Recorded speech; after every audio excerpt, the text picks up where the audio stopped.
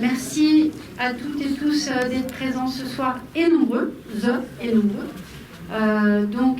Sabine Pezier, des Amis du Musée de la Résistance nationale de Seine-Saint-Denis. Depuis 16 ans maintenant, notre association organise le festival La Résistance au cinéma en Seine-Saint-Denis, avec plusieurs cinémas, dont le Méliès, qui participent à ce rendez-vous.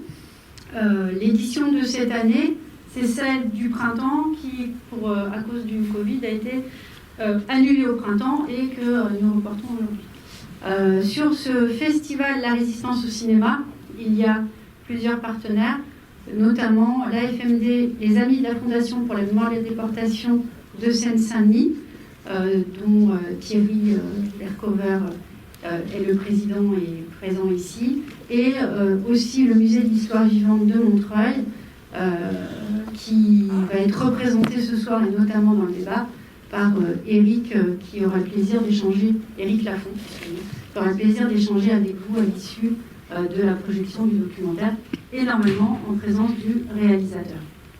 Non. Qui n'est pas là. Voilà.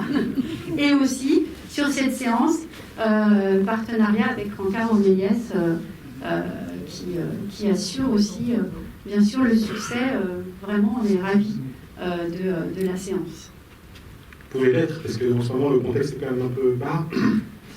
Donc cette salle-là, je pense qu'il y a pas mal de films qui viennent de sortir, qui révèlent la voix en main. Voilà, merci d'être là, merci Sabine, et on se retrouve tout à l'heure, peut-être avec Henri Amat, le réalisateur. On n'a pas de nouvelles, mais on ne désespère pas une arrivée pendant la projection. Mais de façon certaine, et de toute façon, Éric Lafont. Parce qu'on va le séquestrer. Évidemment, voilà. Qui remplace allègrement tous les réalisateurs sur les films d'histoire. Merci Éric, merci à tout à l'heure.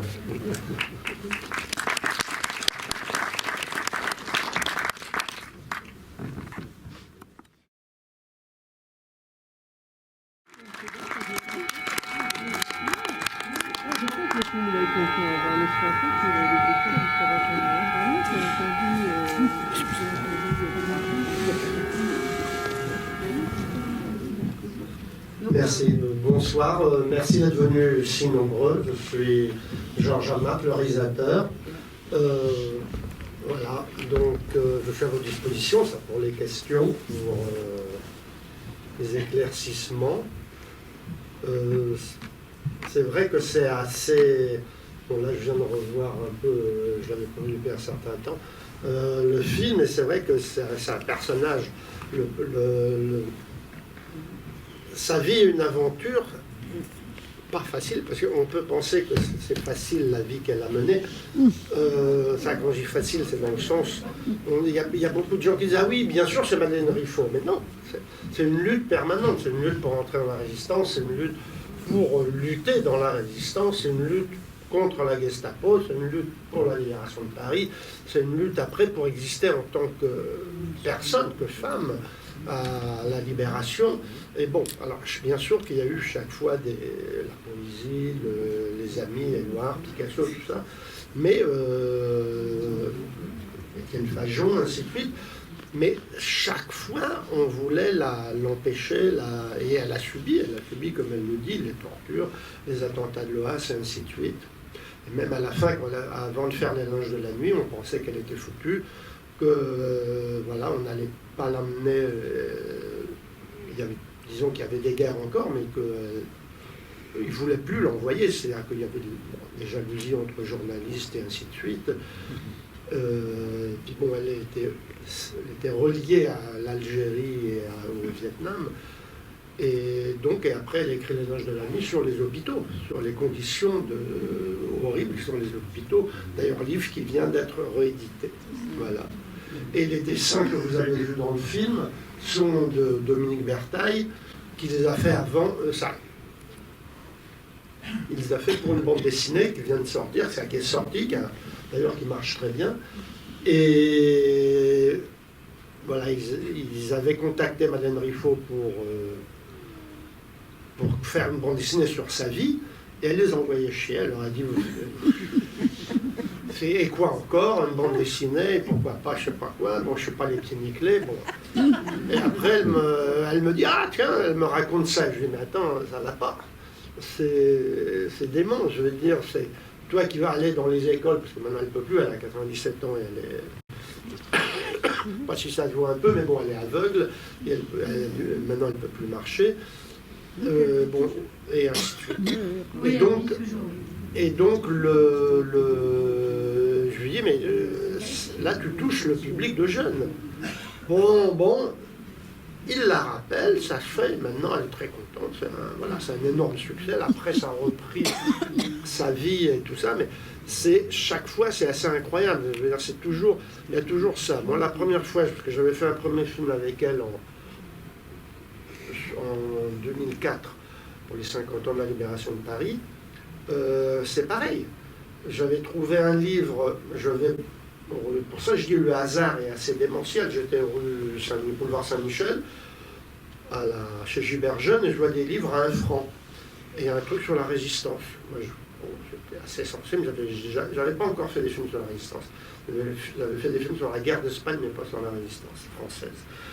Donc je le prends, et je vois une jolie tête de femme, et je dis tiens, c'est sympa. Je l'emmène chez moi. Quelque temps après, je le mets comme ça sur ma...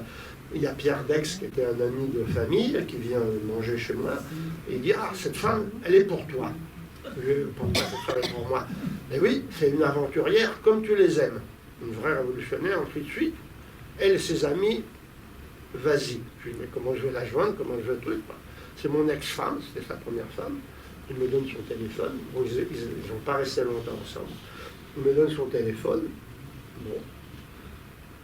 À l'époque, je travaillais un peu je travaillais pour France 2, et je dis au responsable des documentaires, je dis tiens, ça serait bien pour la libération de Paris, le 50e, faire Manon Rufo. Et le mec, il me dit, mais tu rigoles, il y a 10 ans qu'on essaye de la joindre, elle nous envoie chier. Je lui dis, bon, ben, si j'apporte un papier, tu produis? Je lui dis, ouais, je te produis. Bon, j'appelle, elle me dit, non, allez, suivez votre chemin, moi j'ai autre chose à faire. Mon grand poète dit, vous l'avez vu là, qui était super aussi beau, vient de mourir, donc moi je dois mourir à la fin de l'année. Je parle ça, c'est il y a plus de 20 ans. Donc, parce que en Vietnam, quand le grand amour meurt, toi aussi tu dois mourir. Bon, elle pensait se suicider, ainsi de suite. Je lui dis, bon, ben, écoute, j'arrive. Et puis, bon, on commence à parler, puis à la fin, je la convainc de ne pas se suicider.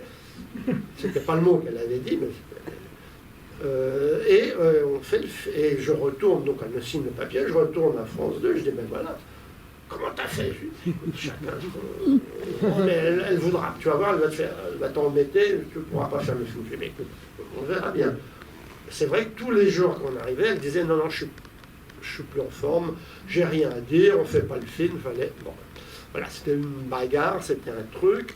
Mais on a fait le film, ça a eu un énorme succès. On a fait presque 2 millions de spectateurs à l'époque, à 10h30 du soir. Bon, ainsi de suite. Donc ça a été, et après là, on continue à se voir, on est des grands amis. Et là, il y a quelques années, elle me dit, je t'ai parlé que de la libération de Paris, mais il y a le reste. Le Vietnam, l'Algérie, tout ça, ses parents, sa famille. Et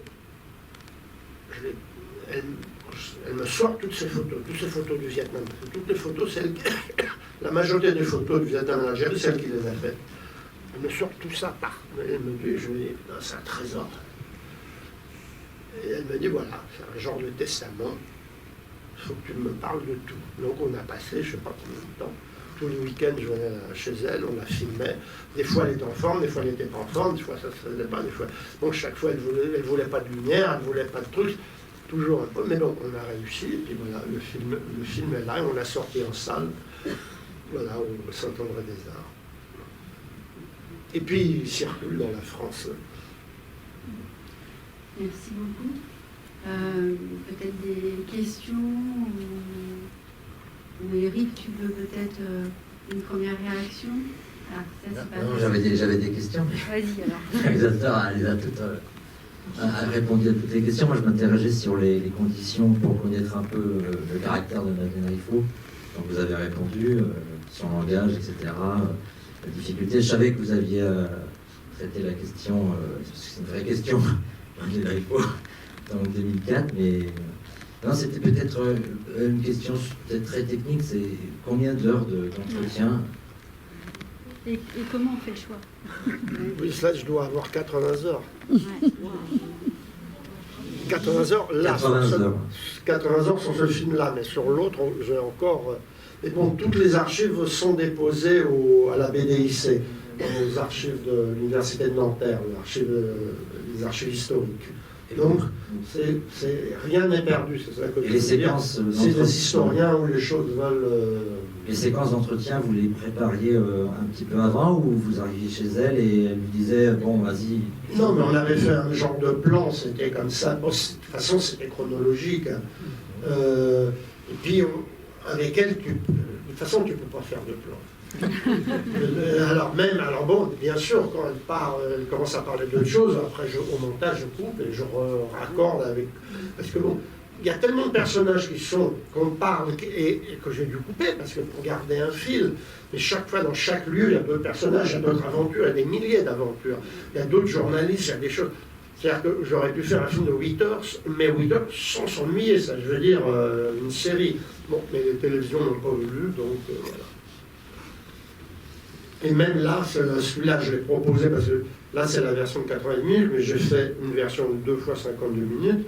Je l'ai proposé aux télévisions, ils m'ont dit, oh, la résistance, ça va, et ça va, la résistance, hein, on a déjà donné. Bon, ils ont donné, voilà. Donc je l'ai sorti en salle. Mais bon, il y a aussi ça, la chose que, quand on sent qu'il faut faire les choses, ben, on le fait. Et si je ne l'avais pas fait, personne ne l'aurait fait. Ça, je veux dire, je parle, parce qu'il faut passer des jours et des jours et des jours. Puis il faut connaître les histoires. C'est-à-dire que, bon, moi, par ma famille et tout ça, je connais les gens et les choses, de qui elles parlent et d'où ça vient, donc, et puis je connaissais 3/4 des résistants qui allaient travailler. Des questions peut-être dans la salle? Alors il y a tellement de questions à poser en fait. Moi j'en aurais une, c'est lié au fait que effectivement comme vous dites il y a beaucoup de personnages, de rencontres et d'aventures, mais c'est comment fait-elle finalement? Déjà il y a 2 périodes je trouve cruciales où on se pose cette question, c'est visiblement dans la résistance elle a un rôle important, hein, puisqu'elle gère, en tout cas sur la libération, elle a sous ses ordres des gens, c'est-à-dire comment on arrive, elle passe de personnages importants de la résistance de Paris, comment elle va arriver à ça, et encore plus en tant que femme, ça c'est la première question. Et c'est la question où quand elle rencontre tous les poètes du coin, si j'ose dire, ça paraît assez... c'est lié à... C'est aussi la chance. C'est aussi la chance dans la vie, c'était la chance. Et puis, il y a aussi la fascination qu'avaient, là je réponds à la deuxième question, la fascination qu'avaient les poètes qui n'avaient pas lutté l'arme à la main devant quelqu'un qui avait, surtout une jeune fille fragile, parce que vous avez vu les photos, parce qu'elle est petite comme ça, donc c'est vraiment, c'est comme un petit oiseau, donc on n'imagine pas bon, elle est terrible, hein. Le caractère, elle est très forte et terrible, mais c'est donc quelque part, tous ces poètes et ces écrivains avaient la fascination de la vraie résistance. Je parle de la résistance de la lutte armée.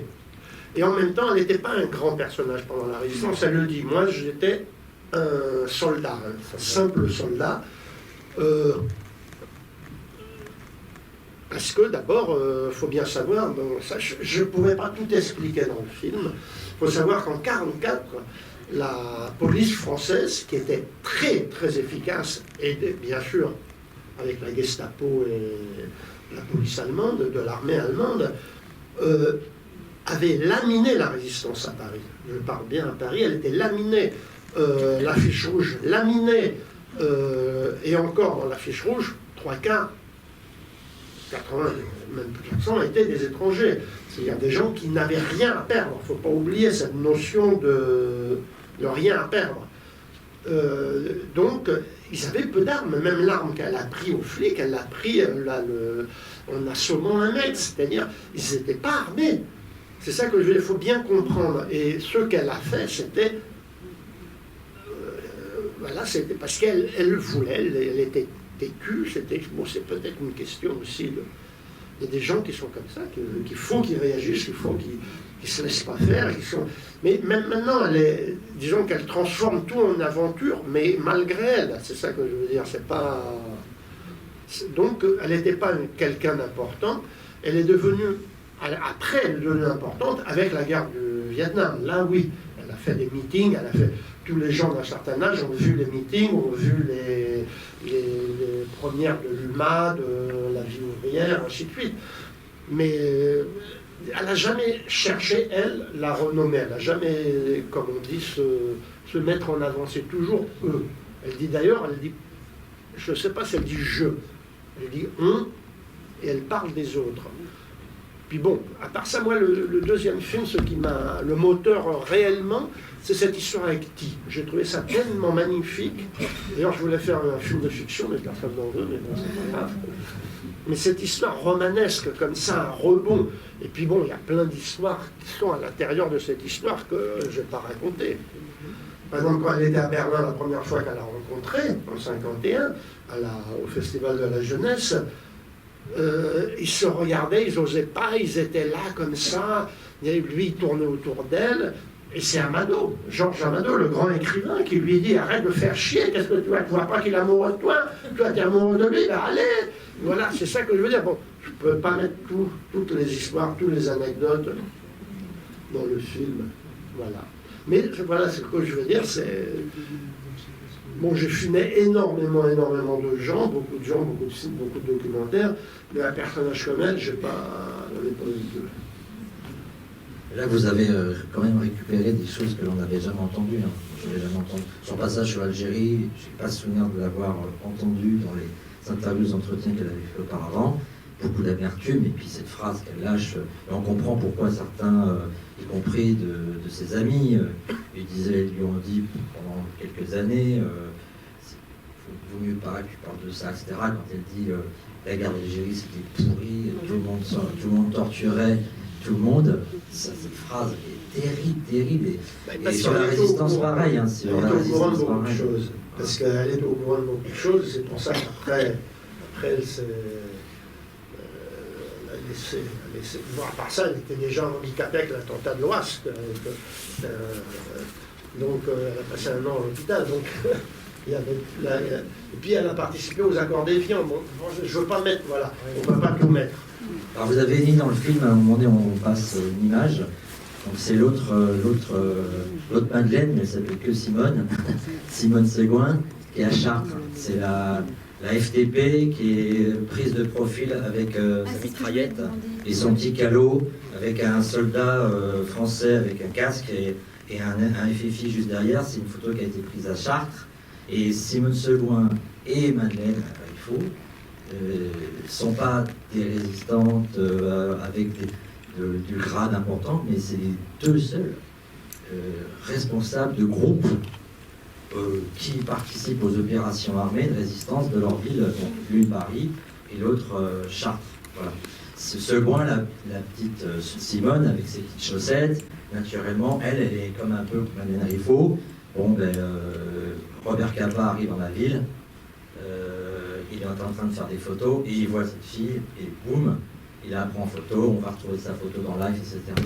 Mais Madeleine Riffaut, au lendemain de la libération, vous avez parfaitement raison, hein, on ne la convoque pas pour qu'elle parle de la libération de Paris, de la résistance, etc. Et c'est vrai que cette photo, elle est souvent associée effectivement aussi à Madeleine Riffaut. Oui. Une petite anecdote, je la raconte parce que c'est quand même assez exceptionnel.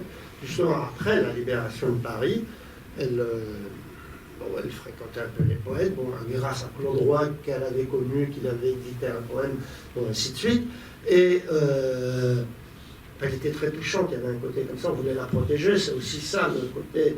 Et elle est convoquée au comité central du Parti communiste français, une certaine Annie Friégel, qui dirigeait je sais pas quoi, un organe, qui lui dit, bon, écoutez, moi je ne suis pas d'accord avec vous, avec ce que vous avez fait, on ne vous avait pas ordonné de tuer un Allemand, vous avez fait ça sans ordre, c'est pas bien, mais vous êtes très populaire. Donc on va vous mettre comme député, mais on vous a à l'œil, on va vous surveiller, bon, ainsi de suite. On va vous présenter à la députation à Paris. Alors là, ça je l'ai, mais je ne vais pas nous non plus parce que ça prolonge. Alors elle la regarde, et d'abord elle est terrorisée par Annie qui est jeune, qui est très stalinienne, très comme ça. Et elle dit, mais madame, arrêtez. Moi, je fais rien du tout, je suis malade, je vais demain au sanatorium. Et elle commence à tousser. Ah, ben vous êtes tuberculose, alors cassez-vous. Voilà. Et elle a échappé comme ça à devenir une apparatchik. Et comme ça, c'est ça que je veux dire, il y a des histoires, chaque fois il y a des histoires positives qui la montent, et puis d'autres histoires qui lui font changer la vie, le destin et le... Le passage qui est un peu, où j'aurais, je sais pas, pour savoir si vous avez coupé, poursuivi l'entretien en off, etc. C'est sur, quand elle dit je vais à Lima, et puis je parle à Étienne Fajon, mais ça ne va pas vous poser problème à votre bureau politique, etc. Or, Étienne Fajon est membre du bureau politique. Et la réponse de Fajon ne peut pas être, à mon avis, je fais ce que je veux, du bureau politique. Mais non, lui, il est directeur de l'humanité parce qu'il est membre du bureau politique. Étienne Fajon, c'est dirigeant du Front Populaire, qui est à la direction du Parti communiste français avant la Seconde Guerre mondiale, et qui est au bureau politique, très proche de Duclos. Oui, mais elle dit ça pour autre chose. Elle dit ça pour autre chose. Parce que, non, c'est très clair. C'est parce qu'au même moment, le Comintern avait décidé d'arrêter la guérilla et les guérillas, aussi bien en Amérique latine que en Vietnam et ailleurs. Donc c'était mal vu. Parce que Khrouchtchev essayait de faire copain, voilà, tout ça. Et c'est pour ça qu'elle a dit ça. Enfin, c'était pas la ligne du parti du moment. Après, ça changeait. Voilà, c'est pour ça. Donc, elle connaissait déjà, parce qu'en réalité, Madeleine avait certains autres copains dans le bureau politique qui lui racontaient aussi des histoires. Mais en lui disant, fais gaffe, tu vas pas, voilà. Elle-même, elle a été membre du Parti communiste. Elle était membre du Parti communiste. Oui, sinon elle n'aurait pas pu rentrer au FDP déjà. Oui, elle est rentrée pendant la guerre, elle est secrétaire, un danger terrible. Oui, elle est rentrée pendant la guerre au... Est-ce qu'elle l'est encore? Alors, quand on lui pose la question, elle dit « Je suis membre du Parti communiste de la Résistance ». Elle est honnête, assez... Pourquoi elle est rentrée? De toute façon, elle est toujours dans la résistance. Hein. Je veux dire, cette histoire de résistance, ça te voilà. Et puis c'est tous ses amis ils viennent tous de mourir. Mais bon, moi j'en ai connu plusieurs de ces amis résistants. C'est comme une solidarité. Voilà, c'est un monde à part. C'est plus elle le dit à la fin. C'est plus mon monde. Maintenant, son monde à elle, c'était le monde avec les valeurs de la résistance. Elle le dit un peu avant, quand elle dit oui, c'est la France de Pompidou. Voilà. Il ne se passe rien. C'est déjà là. Elle est partie très tôt, déjà. Non, mais c'est aussi, elle est habituée aux guerres, aux choses violentes. C'est un soldat. Alors, ça, c'est parce qu'après, je fais un film sur les filles de mai 68, et on m'a posé la question. Il y a un moment donné, on me dit, Madeleine le sait, je lui dis, et toi, qu'est-ce que tu penses de mai 68? Moi, mai 68, j'étais sous les bombes au Vietnam, je ne faisais pas la guerre à Paris. Voilà, c'était un peu... Il y a une question. Il y avait un très beau portrait de Picasso, que Picasso avait fait de Madeleine Riffaut,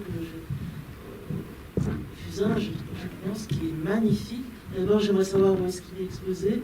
Deuxièmement, j'aimerais savoir ce qu'elle pensait de Picasso, ou bien ce que Picasso disait à propos de Madeleine Riffaut. Et je vous remercie. Picasso était très, malgré tout ce qu'on raconte autour, était très solidaire avec ses amis. Les amis qui n'étaient pas intéressés. Madeleine a toujours refusé des tableaux, parce que Picasso était très généreux. Chaque fois qu'il lui donnait même des liasses d'argent qu'elle refusait, elle ne voulait pas les prendre. Elle a un orgueil très puissant, très fort.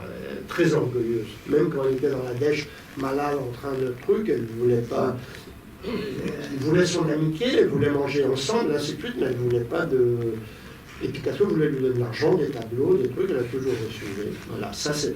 Et non, elle aime beaucoup Picasso, et puis elle a toujours défendu, même là il y a eu pas mal de trucs, on a accusé Picasso de je ne sais pas quoi, elle a toujours défendu sur.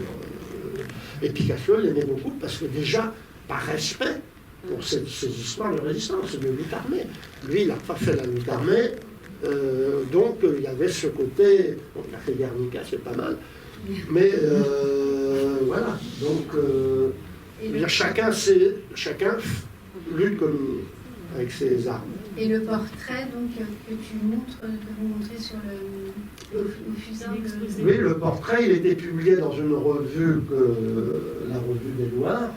On trouve tout, ou alors si on le trouve, c'est autour de 5 000 €. Oui, le portrait, là, il est publié dans les lettres françaises à un moment donné, oui, il est publié dans un numéro de la revue Europe, oui. Et vous posez une colle, où est-il conservé Elle l'a peut-être dans ses archives. Georget, vous dites qu'il n'est pas chez elle.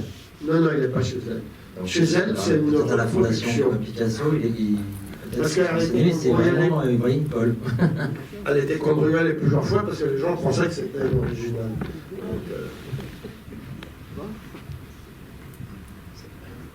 Bonsoir, je suis désolé, c'est une question très d'actualité. Je m'attendais plutôt à ce que ce soit une femme qui pose cette question. Madeleine a été violée très jeune.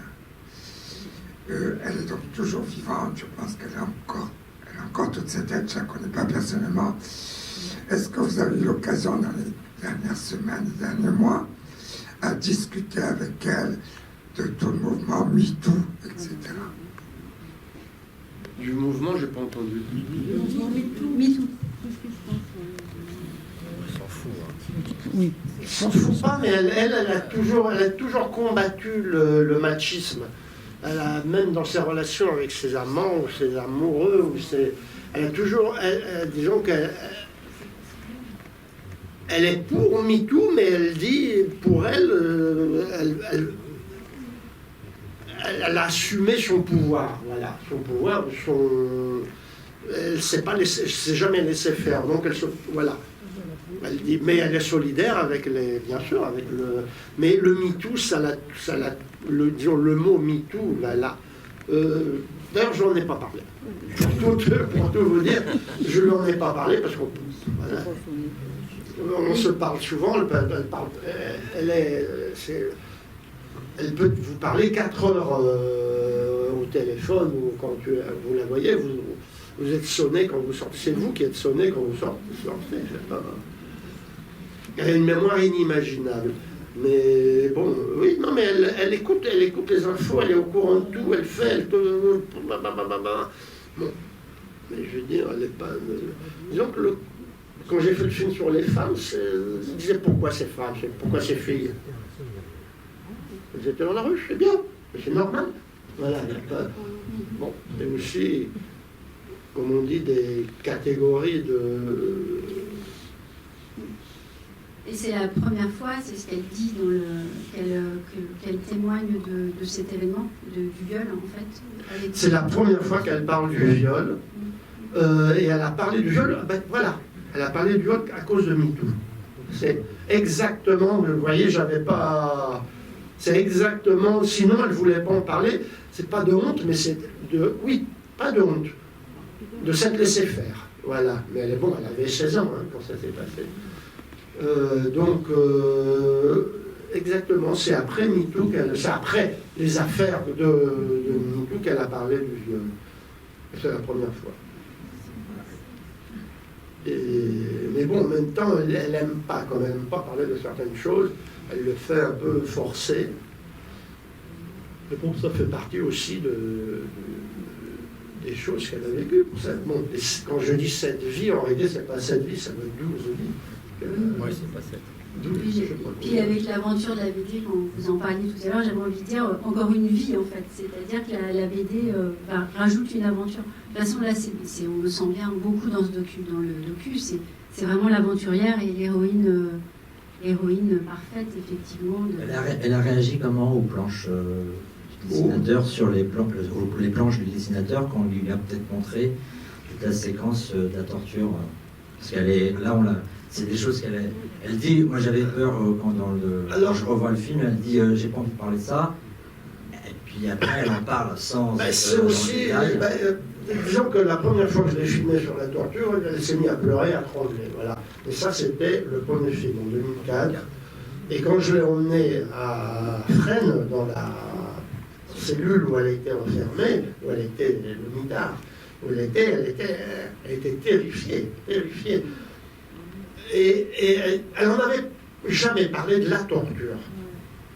D'ailleurs, avant 2004, elle n'avait pas vraiment parlé. Elle avait parlé un peu de la résistance, mais peu. Mais bon, c'est Aubrac qui l'a forcé, qui l'a dit arrête de faire ta prima donna, t'as vécu ça, maintenant, faut transmettre. C'est pas pour toi, c'est pour les amis résistants morts. Là, elle pouvait rien dire, elle l'a fait. Parce qu'elle est très comme ça, elle est très cartésienne, elle est française. Hein. C'est une vraie française d'ailleurs. Dans le sens aussi bien des goûts, de l'esthétique. Oui. Il y a personne. Vous êtes au courant que il y a une de ces pensions de résistants et de combattants qui a manqué à lui être refusée parce qu'il lui donnait ça. Non, ça a été résolu. Ah oui.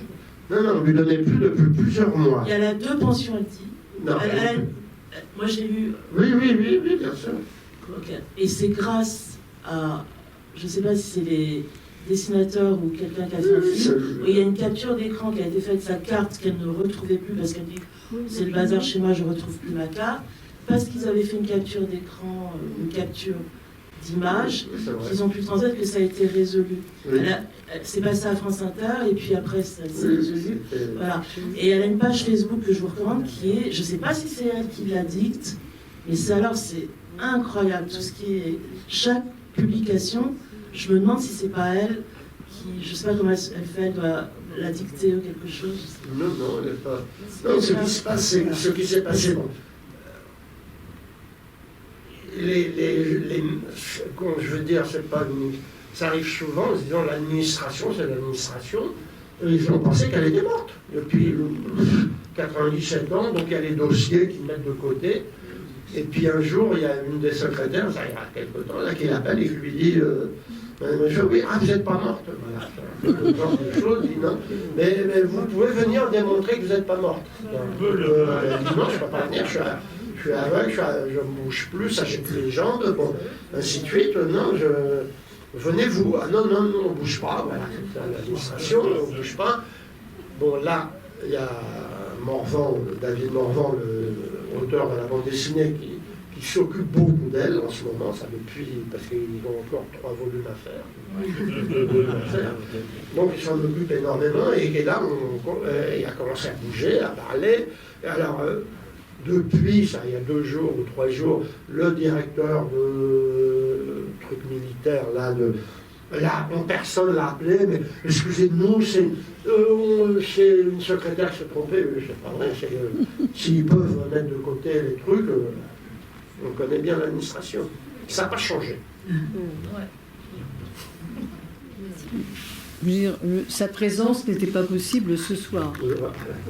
Non, elle se... Bon, à part ça, il y a le président de la République qui lui avait demandé d'être là au 14 juillet. Bon, elle n'est pas venue. Elle avait été avec Chirac. Parce que Chirac aimait bien les résistants. Il aimait vraiment les résistants. En échange avec Mitterrand, avec Sarkozy, tout ça, il n'est jamais venu. Mais disons qu'ils essayent. Ils ont dit, parce qu'il faut venir avec un brancard, il faut faire des pompiers qui la descendent, bon, ainsi de suite. C'est vraiment tout un bazar. Donc, non, elle ne sort plus. Même là, quand il y a eu au 19e une très grande festivité avec le... Même en ce moment, il y a les dessins de la bande dessinée sur les grilles du Chaumont, ou ainsi de suite. Non, il ne sort plus. Il ne peut pas sortir. Ah non, le réalisateur a eu de la chance. Moi, Alain Ruccio, j'en discutais encore cet après-midi. Alain Ruccio, qui travaillé sur le Vietnam, qui a été correspondant de guerre donc, pour l'humanité au Vietnam. Il me disait il y a quelques années encore, son Madeleine, elle m'envoie chier.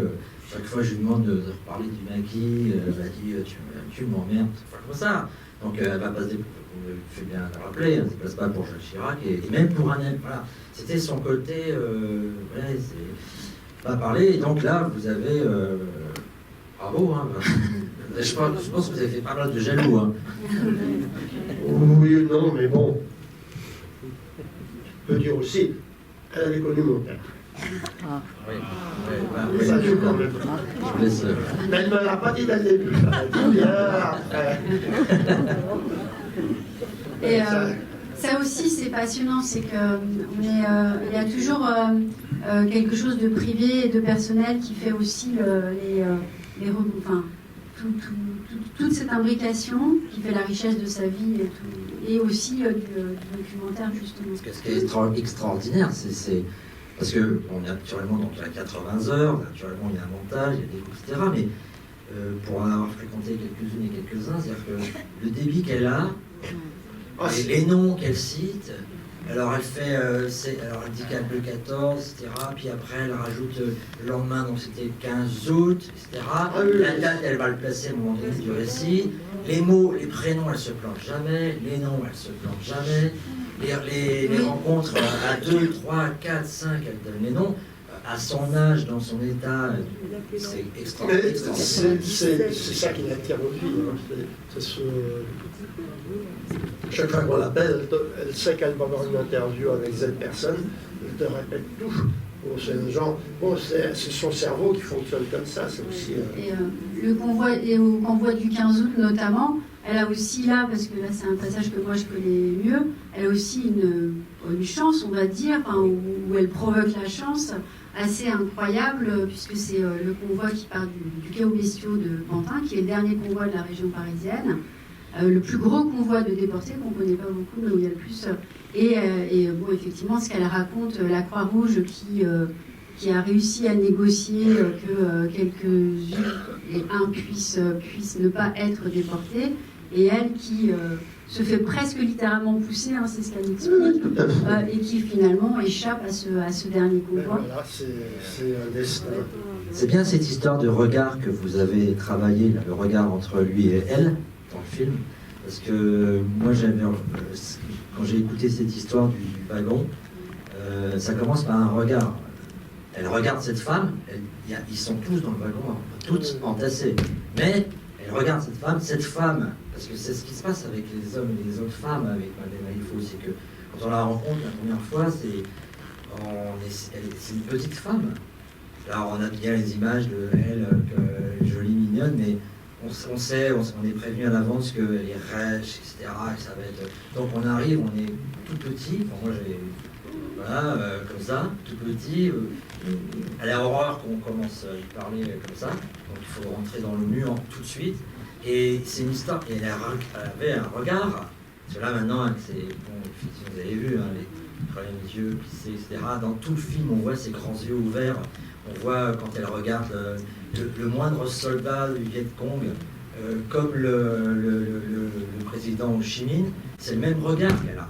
Elle regarde au fond des yeux, et je pense qu'il y avait ça aussi de l'autre côté, de nous, en la regardant. Il y a cette rencontre de regard dans le wagon, il y a cette rencontre de cet homme en 51.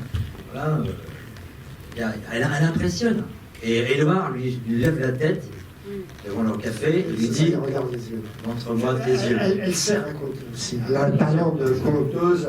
Mais même ces livres-là, moi j'adore le Maquis Viet Cong, où elle raconte plein de petites histoires, ou le livre sur l'Algérie, c'est plein de petites nouvelles, c'est des choses qu'elle publiait dans l'humain, mais qui sont comme des...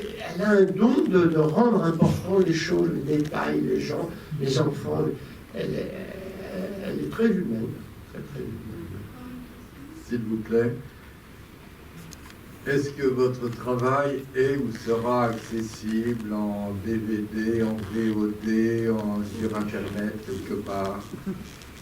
Merci de poser cette question. Il est déjà en DVD, chez Dorian Film. Donc vous allez sur où vous voulez, Fnac ou n'importe où, vous faites DVD, il y est. Et là, il va sortir dans un coffret. Là, je fais un coffret, ça fait du d'abord quand même, puisque pour Noël, un coffret avec 10 films sur la résistance, enfin, les résistances. Je parle aussi de la guerre d'Espagne. Donc, il va voir la fiche rouge, la traque de la fiche rouge, le Val d'Aran, bon, les choses, les premiers films, le deuxième film de Madeleine, le Train fantôme, ainsi de suite. Tout ça va être dans un coffret de 10 DVD qui va sortir pour Noël. Voilà. Toujours chez Dorian Film, mais qui sera fait DVD Amat, ou Georges Amat, Résistance. Et vous avez des choses qui... Oui, il est sorti. Il est sorti en même temps que quand le film est sorti. Il faudra que vous preniez date avec le festival Résistance au cinéma, en Seine-Saint-Denis. Avec 10 films, on peut aller jusqu'à la 26e édition, c'est bien. En tout cas, je vous remercie de m'avoir invité, d'avoir invité le film surtout. Voilà.